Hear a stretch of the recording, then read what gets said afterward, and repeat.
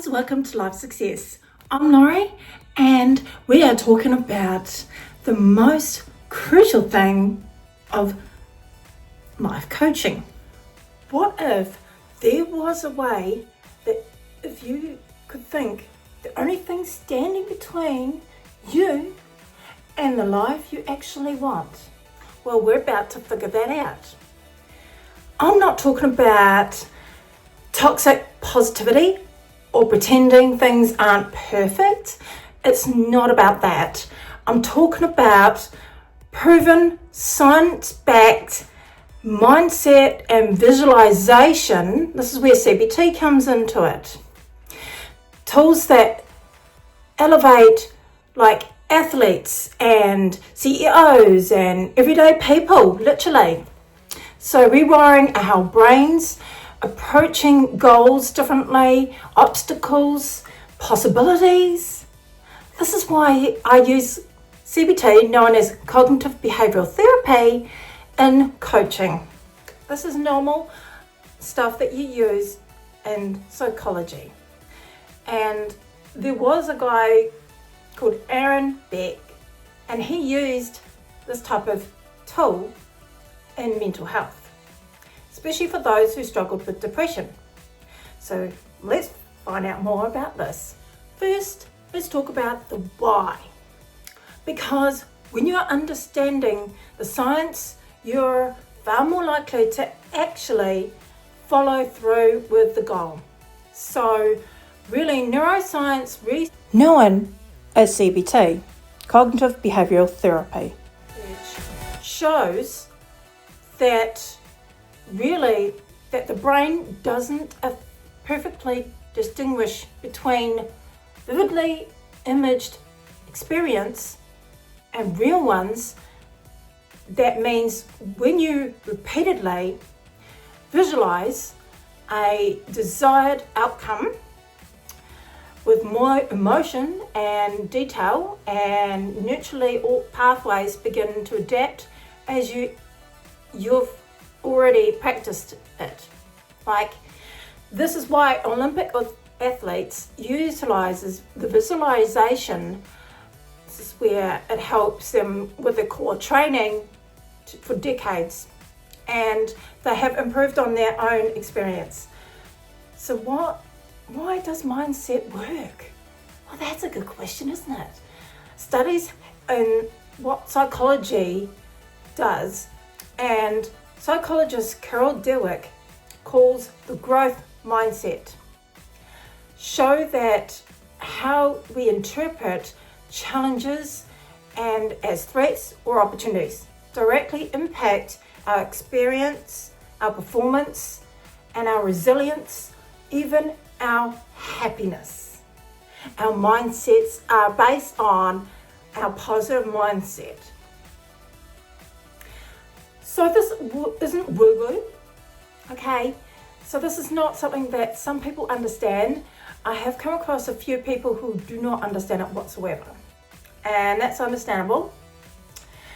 This neuroscience is psychology working in your favor.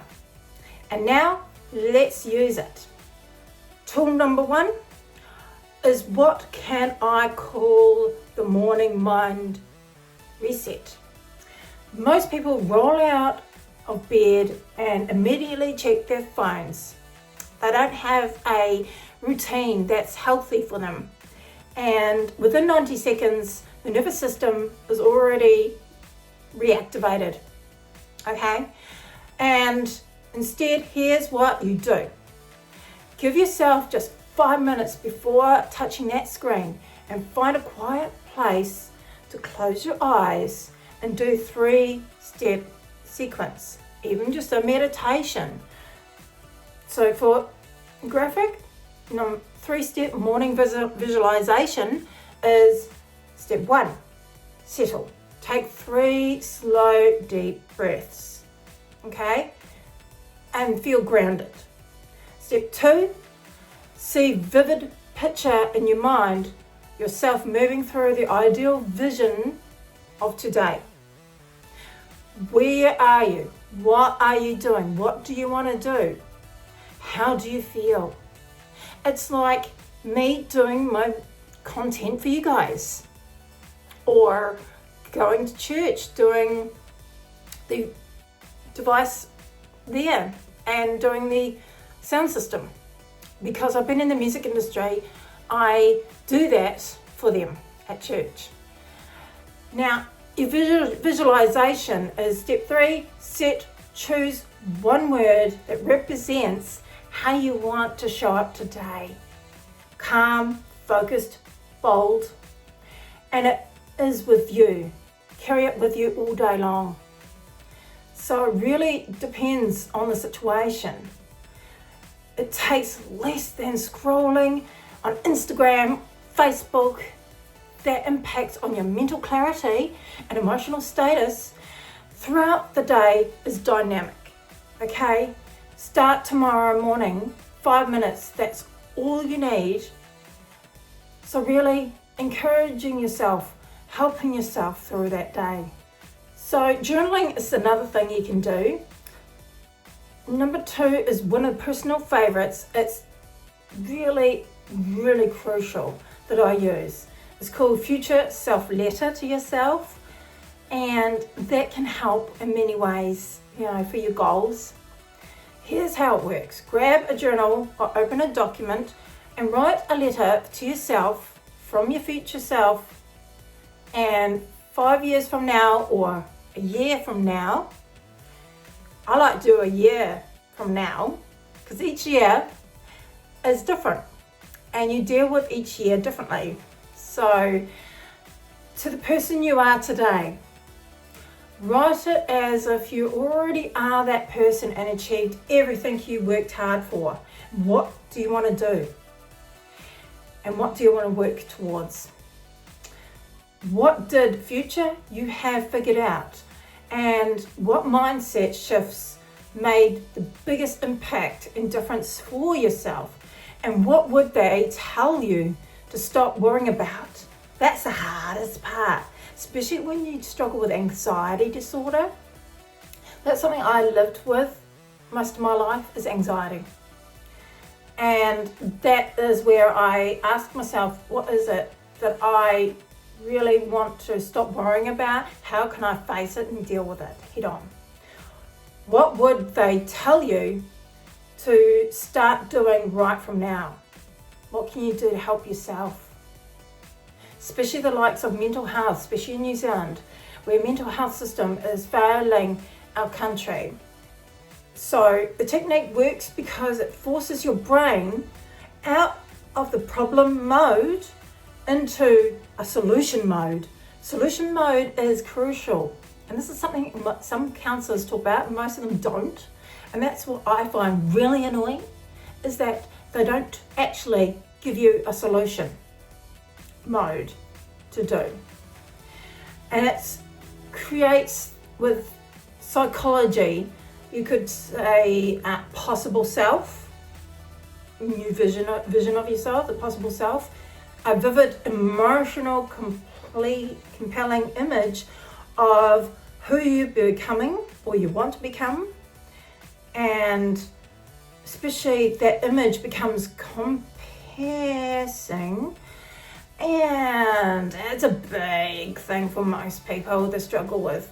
So what is it can you do to help yourself today? So really look at just 10 minutes of just writing. Don't overthink it. Just let your future self speak. Just let it come out. Write to yourself. Talk to yourself in the journal. Just give yourself 10 minutes. That's all you need. And really, just reframing that question is important. So really reconstructing that mindset. So tool number 3 is one that will change how you handle hard days. I know, I've been there. And trust me, you're going to want this one in your back pocket on an everyday basis. It's called cognitive reframing. And the core is a powerful question. What else could this mean? What is something wrong? A setback, a rejection, a failure? Our brain's default is to catastrophizing, and always happens to me, and saying I'm not good enough in my head and it's never going to work and all that negativity. Really, cognitive reframing interrupts that spiral that we get, especially when we're depressed, and that negative spiral goes round and around.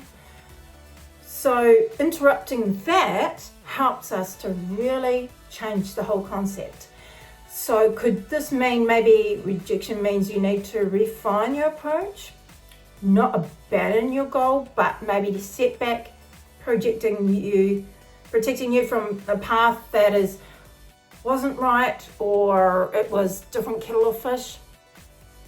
It wasn't meant to be. So really, default, I failed the presentation, reframing. I have a clear feedback on what to improve. Default, next one, they didn't respond. Reframing, I have an opportunity to follow up on the situation, what I value. Default, I'm so far behind. Reframing, I know exactly where to focus my next step in life. This is my life. You're not lying to yourself. You're just trying to train your mind to look at the possibility instead of proving failure. It's just the habit that we hold on to of releasing it, and the habits can be rebuilt. Reconstructing it. This is where we reframe everything and reconstructing it. This is why CBT works. And really, quick fire round is the anchor state technique. And that's quite a good one. You can actually get that on YouTube. I can link that for you guys. Tool 4 is what coaches call anchor state. And this is something you can actually get on YouTube, and you reconnect yourself, best self, and think about the moment you felt completely confident, capable, and clearly vivid, recalling it, and what did you see and hear and feel. And at the peak of that memory, create a physical anchor. Press your thumb and 4 fingers together and take one deep breath in Pacific way. You can do this and go,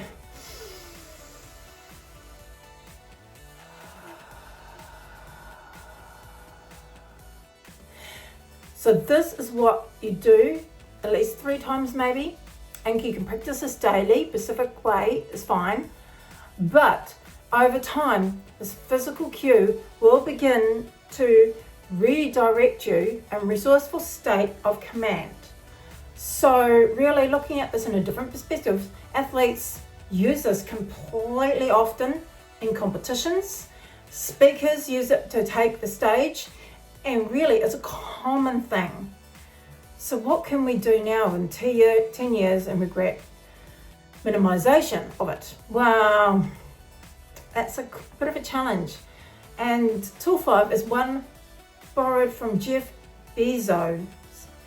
And of all people, he calls this regret minimization framework. When you're facing a big decision or struggling with fear or failure, ask yourself, will I regret not trying this when I'm 80 years old? Most of the time, the answer is yes. You know, I've got a mother who's in her 80s, and she does this regularly, asking herself, will I regret this? You know, looking back on her own life and going, wow, I've come this far. I want to be that person.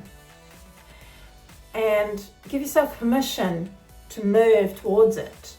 So zooming out of your 80-year-old self, taking the ego out equation and put pure, honest values back in. So that's where we can improve on ourselves. So, all right, 5 tools have been given to you. Let's recap them quickly. So, tool 1, morning mindset reset. 5 minutes visualization, start your day proactively. Tool 2, future self letter. Write from your future to your present. Tool 3, cognitive reframing. Ask what else could this mean to you? And tool 4, anchor state. Creating physical cue to access your best self. Tool 5, regret minimization. Ask what your 80 self would self-choose in that situation. So here's a challenge for you. Pick just one of these tools and commit to using it every day.